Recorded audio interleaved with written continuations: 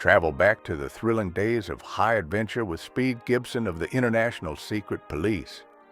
Join 15-year-old Speed, his uncle Clint Barlow, and sidekick Barney Dunlap as they battle spies, track dangerous criminals, and match wits with the sinister mastermind known as the Octopus. Packed with action, danger, and exotic locations, it's one of radio's most exciting adventures for young listeners. Get ready! The chase is about to begin with Speed Gibson of the International Secret Police.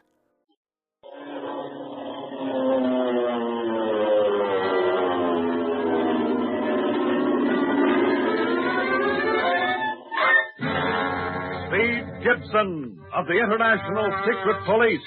Ceiling zero, ceiling zero, ceiling zero, ceiling zero, ceiling zero.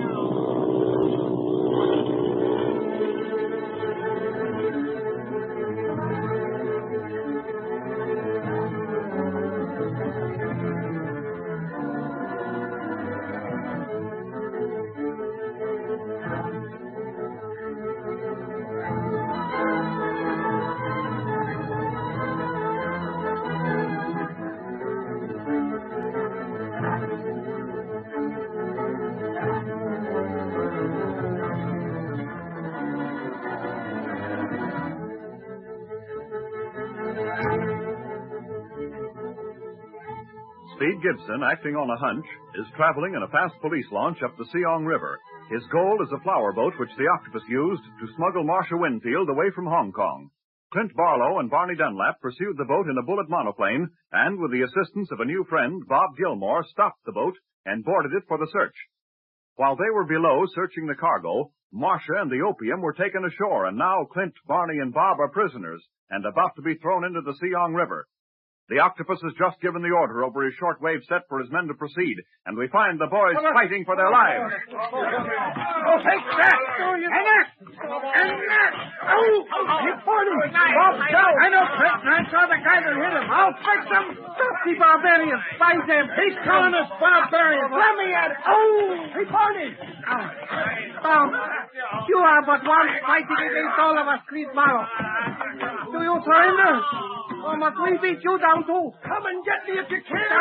Stop, try! Have a try! What is it? The police are boarding the boat.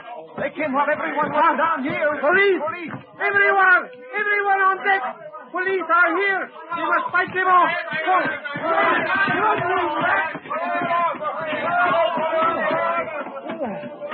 How'd the police get here? The nick of time, too. I guess my luck is still holding good. Now to get Barney and Bob on their feet. Hey, Barney. Barney? Barney, come on, snap out of it. Oh, so you want to fight, huh? I'll show you. Ow! Big ox shoe. What's the idea? Clint. Yes, Clint. I managed to hold off a mob of smugglers, and you have to sock me. That's a good... Hey, what's happened? Oh, you finally remembered what you were doing, huh? Where's Hop Toy and his gang? Where's Bob? Hear the battle sounds? That's Hop Toy and his men fighting the police. Bob's out cold. Come on, let's try to bring him around. The police? How'd they get here? How should I know? Who's that? Are you all right? Yeah, where did you come from, kid? Up the river with Li Ying and a police launch. How did you know we were in a jam, Speed? I didn't know, Clint. But I had a hunch that you'd run into trouble. Just the two of you. Three of us. The other one's on the floor. And did we run into trouble? That Bob Gilmore on the floor? The fellow you told me about over the shortwave set? That's right, Speed. Where's Li Ying? Up on deck with the captain of the flower boat. The police were getting the best of things when I came down here. We sure surprised them. You have a habit of surprising people, Speed. Even me. Didn't I do the right thing, Clint? Considering that we'd have been at the bottom of the Seong River if you hadn't come when you did, I should say you did do the right thing, kid. From our standpoint, yes, but you ran a terrible risk coming in here, Speed. It was worth any risk to get you and Barney out of trouble, Clint. Couldn't let the secret police lose his best man. I've said before, and I'll say again, that I'm beginning to think you're the best man of us, kid. But come on, let's try to wake up Bob and then go up on deck with Li Ying. Yeah, all right. Hey, Bob. Bob, come on, wake up. Gee, I wonder what a guy like him is doing 200 miles up the Seong River. Bob's an engineer, Speed. Larry Winfield was his best friend. What? Does he know where Larry is now? No, but he may help us locate him. He's coming around now. He was hit hard. Yeah. Come on, Bob. It's Clint, Bob. Everything's okay. Oh, Clint? Yeah. The police, headed by my nephew here, came in the nick of time.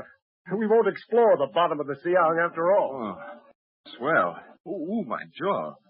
What hit me, anyhow? A little guy. Couldn't have weighed more than 100 pounds. These smugglers sure pack a wallop. So you're Speed Gibson. I guess I don't have to tell you that I'm glad you came when you did, Speed. Thanks, Mr. Gilmore. You helped Clint and Barney plenty, too. Oh, I just towed him to the bank of the river, Speed, but the hot toy was going to sink us to the bottom. Is that what he was going to do? Yeah, in boxes, weighted with some of these nails you see around you. Gosh, that's terrible. Everything all right, Speed? Yes, Lei Ying. Come on down. They were down here just like Hot Toy said they'd be. Did that hopping toy tell you we was down here? He did after Lei Ying hit him. Well, my good friend, how glad I am that you Yeah, go on, say it, that we're still alive. Ying, this is Bob Gilmore. How do you do, Mr. Gilmore? Li Ying is a tea merchant in Hong Kong, Bob. I told him to keep an eye on Speed while we were away. That is so, Mr. Gilmore.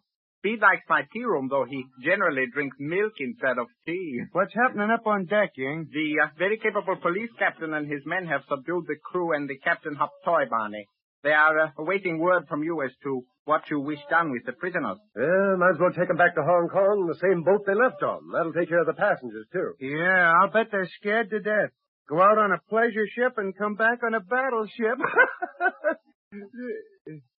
Hey, don't you think that's funny? No. I must be losing my wit. Well, what are you going to do, Clint? I'm going to lay over with Bob here, if I may, Bob, until we can patch up the plane enough to fly her back to Hong Kong. You bet you can, Clint. I'm only too happy to have the company. And I'll see that the plane is repaired in no time. That's right. It'll have to be fast so as we can get back and see what the octopus is up to. Can I stay with you, Clint? I don't see how, Speed. The plane only carries 2 passengers, you know. That's right, kid. We managed to get one of the reserve gas tanks shot full of holes. But we ain't taken it clean out yet and replaced it with a seat for you. Why don't we? Yeah, huh? Well, as long as we're working on the plane anyhow, why can't we put in another passenger compartment at the same time? Won't take any longer, I'll guarantee that. Then Speed can stay on with you fellas. Golly, that'd be swell. Can I, Clint? I guess so, Speed. Getting so I'm afraid to let you out of my sight. Way, great. Will you have further need of my services, Clint? No. Thank you, Li Ying. Then I will return to Hong Kong on the police launch. My business may suffer if I'm away from it too long. Yes, I understand. And thank you for your aid. I'll get in touch with you when we return to Hong Kong. You bet. How you feeling now, Bob? Think you can navigate those steps up to the deck? Sure, Barney. I think the quicker we get to my house and have some food, the better off we'll all feel. Is there somewhere near where I can cable my chief, Bob? Yes, there is. Oh, good. Well, let's get up on deck then and get the formalities over with. I don't know about the rest of you, but I'm plenty hungry.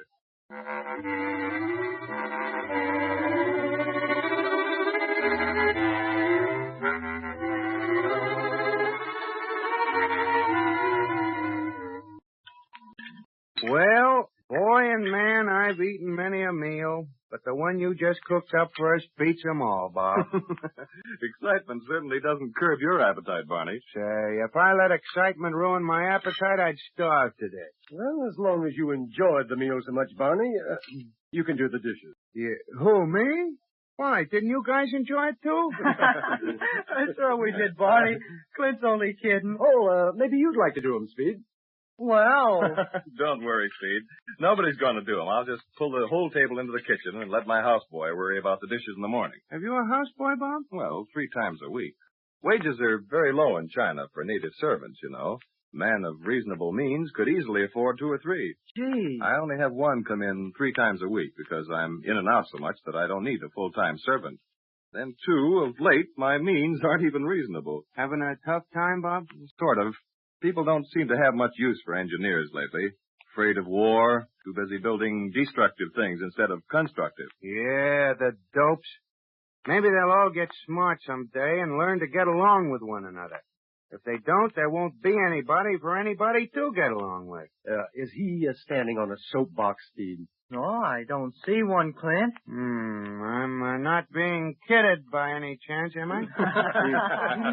You're all right, Barney. We can't set the world straight tonight. Right now, I'd like to figure out a way of working Bob into our organization if we can. Could we, Clint? That'd be great. Oh, it'd be more than great. I can't think of any job I'd like better, Clint, particularly since Marcia's involved. I won't rest until I've found her. I think I'd have a better chance of finding her through your organization than if I went alone. And how? You never stand a chance against the Octopus Gang alone, Bob. Look at the trouble the secret police is having, and we're a world organization. Well, see, Bob, how long did you know Larry Winfield? Where'd you meet him? I knew him about a year, Clint. Met him in Hong Kong right after I landed. I came to China full of enthusiasm. I'd been told that the country was wide open for engineers, that China was at last awakening from her long sleep and was anxious to progress along modern lines as fast as possible. It sounded great, but after I got here, I had to add a lot more than a grain of salt. Couldn't you find a job, Bob? Yes, I could find jobs all right, but they weren't good jobs. I mean, they'd asked me to draw up a set of plans that were impossible, and me, fresh out of engineering school, would always tell them that they were impossible, so the job would fall through. A good deed a day, in that case, kept the paycheck away, huh? Yes, because less scrupulous engineers were snapping up such contracts, and the backers paid good money to learn their mistakes. One night, when I was particularly low, I met Larry Winfield. Started talking, learned we were in the same game, and, well, it wasn't long before I told him everything. Well, if Larry was anything like Marcia, I can understand that. I'll say so. This Morse is just about the most understanding person I've ever met. Larry Winfield was one of the best. He had the very soul of honor, wouldn't touch a crooked deal with a 10-foot pole. And he was all enthusiasm about his job with the Merritt Oil Company. The Merritt? Yes. Funny me remembering that name. I thought I'd forgotten it. Larry told me about their plan to survey Tibet and was going to try and take me along as his assistant. Meanwhile, he found me a job with another company, which was to keep me going until the expedition started for Tibet. We became great pals.